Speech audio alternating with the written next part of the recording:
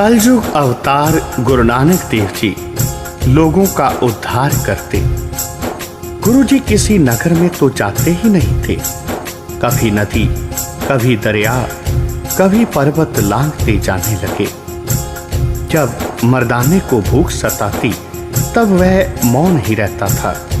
एक दिन भाई मर्दाने को भूखा देखकर गुरु जी ने कहा, हे मर्दाना, इस बस्ती में जाओ, वहां उपल क्षत्रिय से मेल होगा, वह सबको भोजन खिलाते होंगे।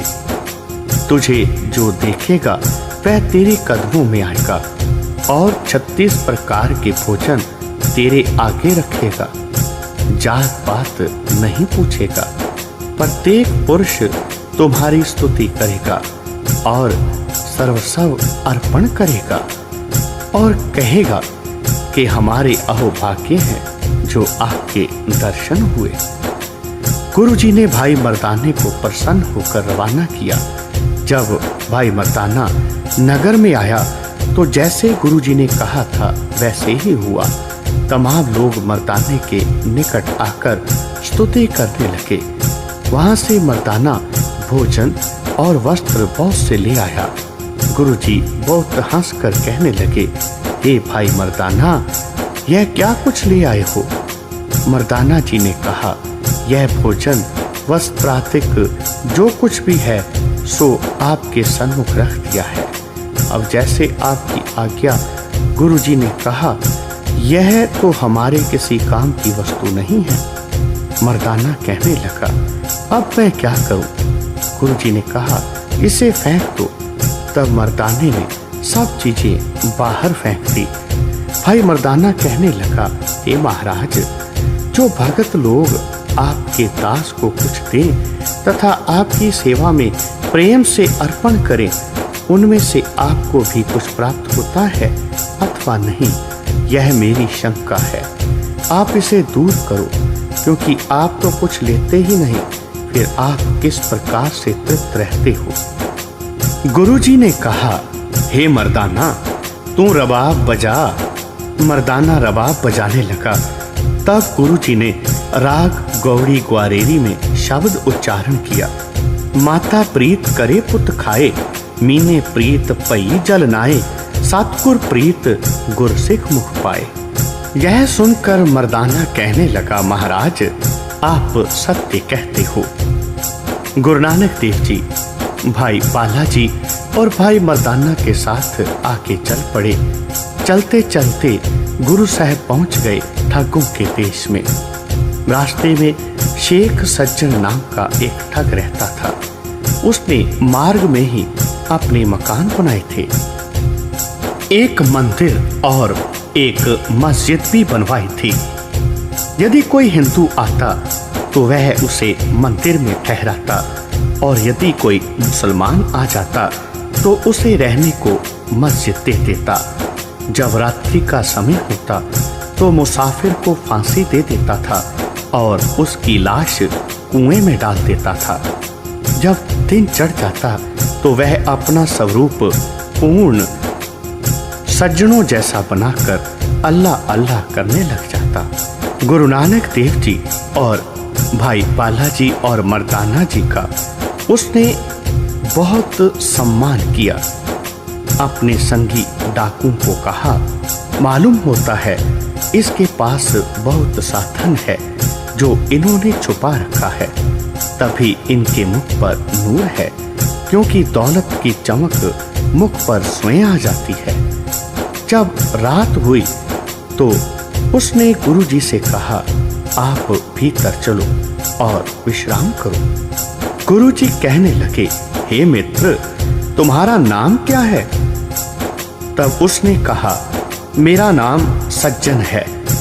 गुरुजी ने कहा, एक ही खिदमत करनी अच्छी होती है। हम तो एक परमात्मा की ही सेवा करने वाले हैं। अब हम खुदा की बंदगी का शब्द कहकर पीछे सोने का प्रबंध करेंगे। गुरुजी ने भाई मर्दाने को कहा, मर्दाना, रबाब बजाओ। गुरुजी ने राग सूही में एक शब्द उच्चारण किया। उज्जल कहा चिलकणा, कोटम कालड़ी मस, ਧੋਤਿਆਂ ਜੂਠ ਨਾ ਉਤਰੈ, ਜੇ ਸੋ ਧੋਵਾਂ ਤਿਸ ਸੱਜਣ ਸਈ ਨਾਲ ਮੈਂ, ਚਲਦਿਆਂ ਨਾਲ ਚਲਨ, ਜਿੱਥੇ ਲੇਖਾ ਮੰਗੀਐ ਤਿੱਥੈ ਖੜੇ ਤਿਸਨ, ਕੋਠੇ ਮੰਡਪ ਮਾੜੀਆਂ पासों चितवियां, टठियां काम ना आवनी विचों सखनियां। इस शब्द को सुनकर उस ठग का कायाकल्प हो गया।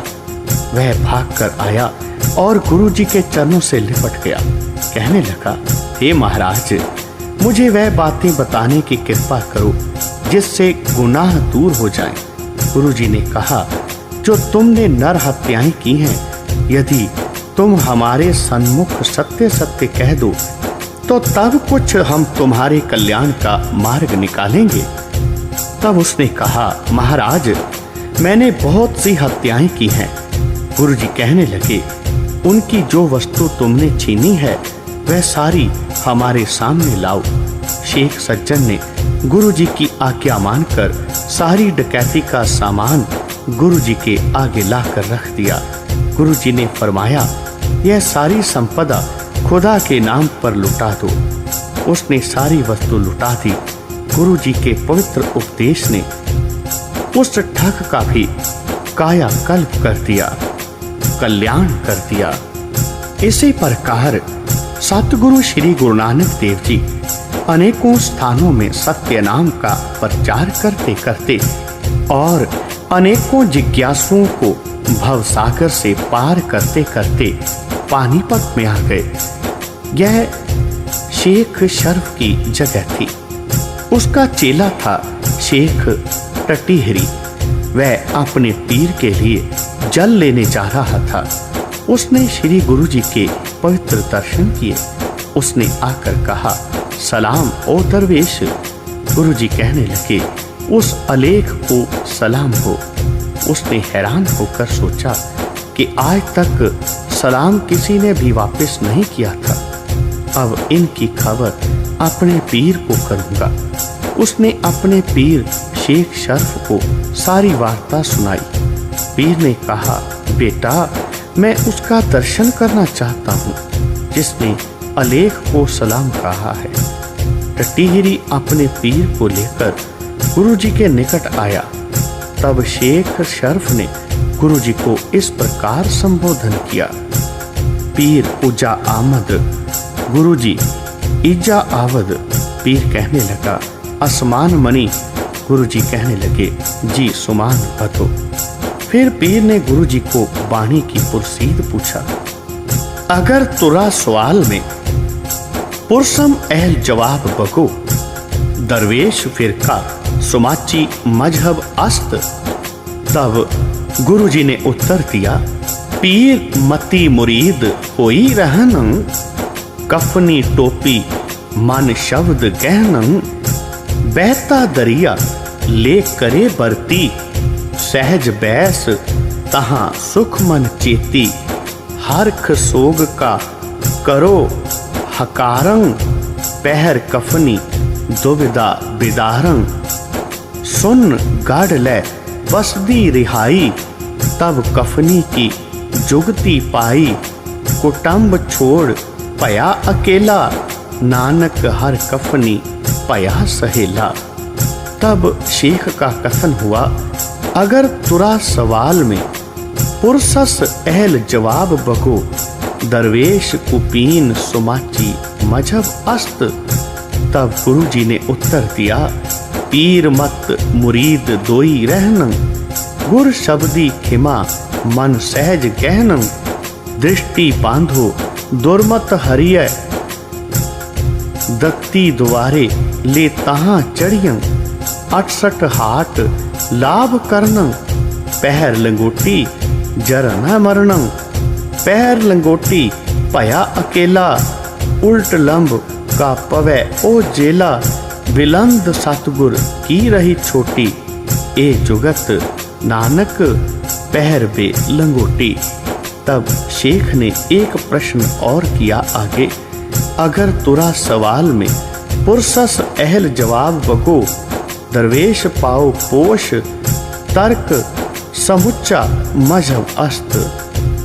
तब गुरु नानक देव जी ने उत्तर दिया, सर्व ज्ञान ऐनिस रातंग, पावन पवन जलमन कीतंग, तरन तरवर की रहन रही नंग, काटन खोदन मन में सहनंग, दरिया मेला रीति आछी, पाओ पाओ ओ करे साखी, ए मथन कर कारबो पहनंग, तऊ पाऊ पोष ब्रह्म होर रहनंग, बिना ब्रह्म चीने पाऊ पोष त्यागे, कहे नानक ओ तिल काट न लागे, तिल काट न लागे।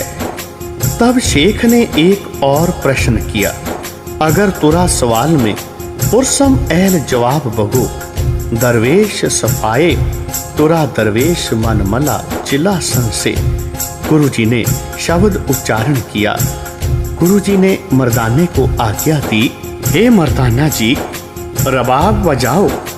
शब्द कहेंगे, मर्दाना रबाब बजाने लगा और गुरु नानक देव जी उस प्रभु भक्ति में, कीर्तन में शब्द रूप में जुड़ गए और कीर्तन गाने लगे।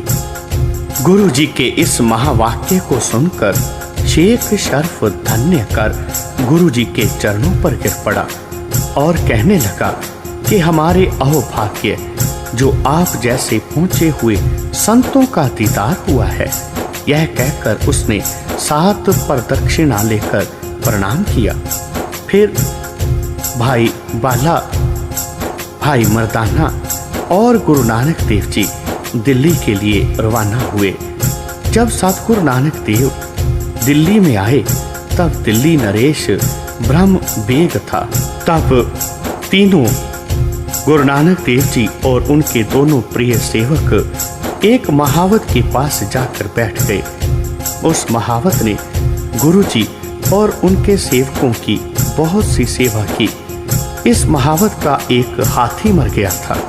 महावत का सारा परिवार उसके दुख से दुखी हो रहा था और रो रहा था। गुरुजी ने उसे रोने का कारण पूछा।